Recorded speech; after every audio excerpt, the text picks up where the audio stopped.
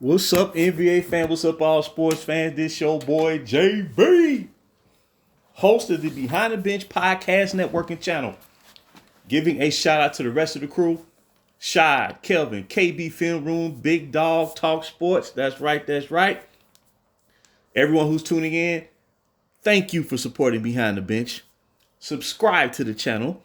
Help make this show the best that it can be as we are fast approaching the new year of 2025, which is like 2 weeks away. Oh boy, man, I tell you, man. Uh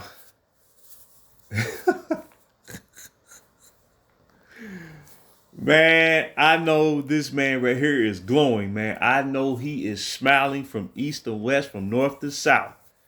And I'm happy for him, man, because he has been much maligned over the past year or two for absolutely no reason, no legitimate reason at all. I'm talking about Mr. Darvin Ham, the assistant coach of the Milwaukee Bucks. And as assistant coach, he and head coach Doc Rivers helped lead the Milwaukee Bucks to the NBA Cup tournament championship. Now, mind you, I believe they need to scrap it. This is the National Basketball Association. This is the NBA. This is the greatest professional basketball league of all time. And we should not have to resort to tournaments early in the season to stoke interest to get people to tune in to watch regular season games. The 82 game schedule, that is the challenge within itself. That is the great suspense, the anticipation within itself. But nonetheless, I'm happy for him because he was thrown under the bus unmercifully when he was let go, fired as head coach of the Los Angeles Lakers after last season when the Lakers lost in the first round to the, let's just say to their daddy, as of right now, the Denver Nuggets. At that time were the defending champions. And the way he was attacked, it was very visceral, and it was similar to the treatment that Russell Westbrook received while he was playing for the Lakers, to where, you know, both men were ultimate scapegoats for a problem that they are not the originator of. And I always wished when he was hired as coach of the Lakers. See, let's go back. Let's go back a couple years, man. Let's go back, man. You know, let's go back in time. Let's pull back the pages. You know, when Frank Vogel. And see, what's funny, when all this started, man, the summer 2018, first thing I said, okay, Luke Walton, who was our head coach at the time, I thought he was doing a great job coaching the young core. He helped develop that young core into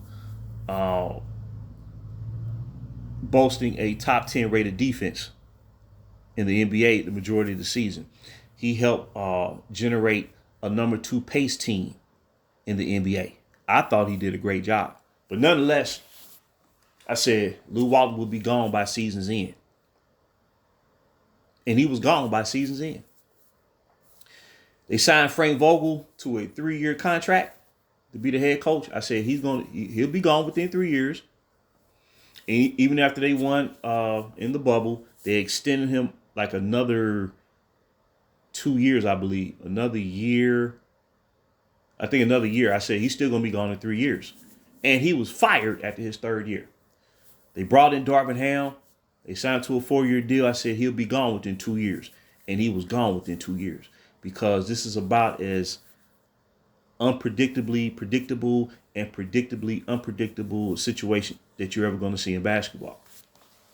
Now, fans of this story franchise, remember when Frank Vogel, the way Frank Vogel was fired was totally, it was not professional at all. He had to find out by the media during his final post-game press conference of the 21-22 season when they beat the San Antonio Spurs to finish the season out. He found out on the spot while giving a press conference. So when that happened, see, as they say, NBA is a fraternity. You got a player fraternity, but you also have a coaching fraternity. And when coaches around the league saw Frank Vogel being fired in that manner, well, when the Lakers started looking for a replacement in terms of an established head coach, no coach wanted the job. They was cool on it, man.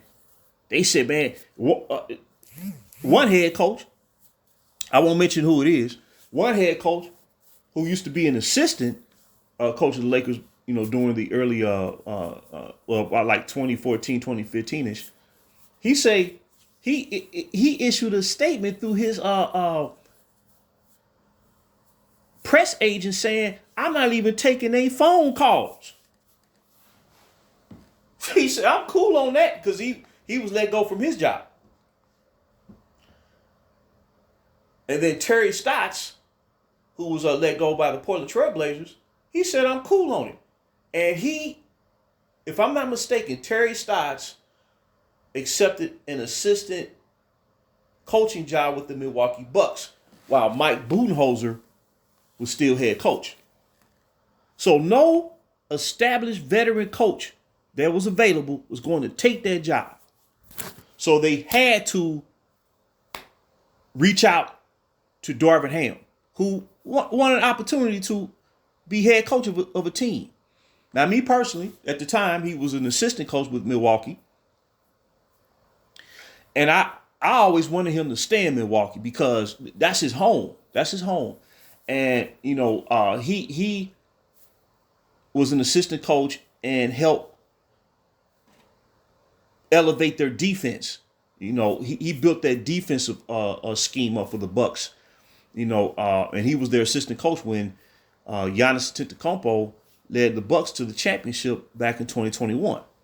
So I was like, well, if they ever, decide to move on from Budenholzer, it's a shoo-in. They gonna promote Darvin Ham to be the new head coach of the Milwaukee Bucks. So when he took the job as head coach of the Lakers, it just seemed like it was out of place. It's kind of like when Rudy Tomjanovich, after Phil Jackson stepped down the first time as Laker head coach, and they replaced him with Rudy Tomjanovich, and I think they signed him to a 2-year deal, and he stepped down after the first year because of health reasons. And I would look at Rudy T, man, I was like, nah, man, he's a Houston Rocket. In my mind, like, he a Houston Rocket. And, because he played for the Houston Rockets, during his active years as a player. And then he coached the Houston Rockets after Don Chaney. I believe after Don Chaney was head coach of the Rockets during like the early 90s. And then Rudy T took over the helm and he led the Rockets to back-to-back NBA championships. So when we brought back Phil Jackson the next year, I said, okay, everything's cool now, So when Ham coached the team for 2 years, the Lakers, man, in my mind, I was like, man, he needs to be in Milwaukee. You know what I'm saying? And so what happened when they let him go, although it was bogus, what happened to him, he went back to Milwaukee. And if you notice, in Milwaukee, they started off real, like last year, they hired Adrian Griffin to be the head coach. And he coached like the first half of the season. And their defense started to regress. And they got off to a 30-11 start, but they replaced them with Doc Rivers. And they basically struggled playing 500 ball the rest of the way. Well, I believe because of their defense. And I believe Giannis started playing outside of himself, shooting too many three-point shots when that's not his game.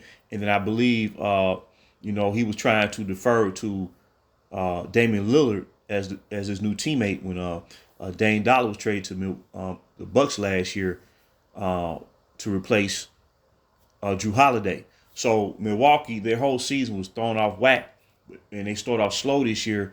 But I think Ham has kind of pushed Giannis to return back to his normal playing style. Now he's attacking the basket. He's being more aggressive. He's being more dominant, and he's looking like that former two-time league MVP. He playing at the level again. You know what I'm saying? And he is reestablished their defensive identity, and that's why they was able to win last night and beat Oklahoma City for that Cup championship. Oklahoma City Thunder, and I think that's going to carry over throughout the rest of the season. And him and Damian Lillard's kind of building their chemistry up.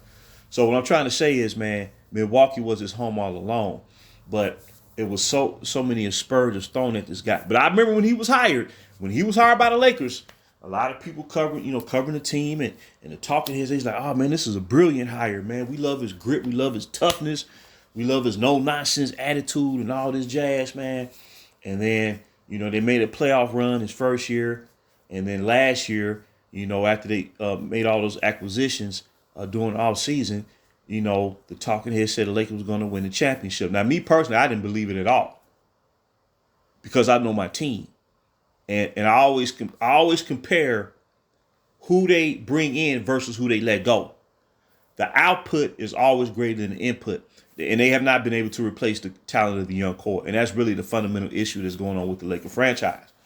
But man, I know Darvin Ham was feeling good last night, just as not about the results of for them winning the cup, the NBA Cup, but in terms of taking all that crap off people, man.